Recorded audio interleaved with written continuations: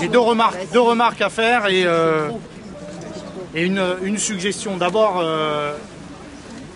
je me souviens lorsque ce projet a été adopté et qu'il a été lancé en 2009, avoir demandé avec mes amis socialistes le lancement d'une vaste concertation avec la population. Aujourd'hui, la concertation avec la population sur ce projet de centre administratif, sur le projet du centre-ville, c'est quoi? C'est une réunion publique organisée par le maire et son premier adjoint en mars 2009, et c'est une réunion organisée en décembre 2012. Donc des réunions de présentation, d'information, mais en aucune manière des réunions de concertation.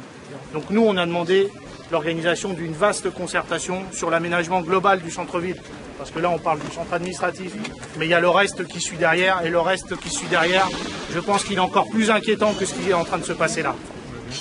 Donc, première remarque. Deuxième remarque, effectivement, après, chacun prend les positions qu'il estime juste de prendre, et plus on est nombreux, et mieux c'est.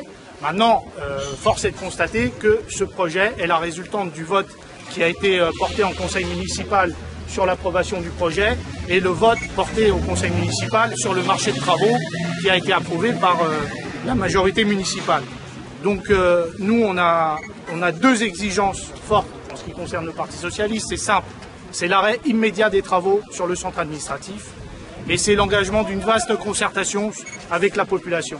Et ensuite, j'ai une suggestion à faire à mes collègues de la majorité municipale qui ont voté le budget de manière peut-être un peu naïve le 15 avril dernier, puisque le maire s'était engagé à engager une concertation, à ne pas toucher à la mairie, au centre, à la vieille mairie, il y a touché le lendemain.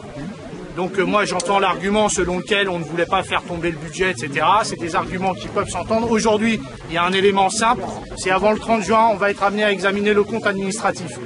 Donc moi, tout simplement, je vous invite à rejeter le compte administratif si vous voulez vraiment avoir une discussion et un rapport de force avec le maire qui vraiment a un pouvoir important. Mais en repoussant le compte administratif, on pourra engager un rapport de force véritable. Merci.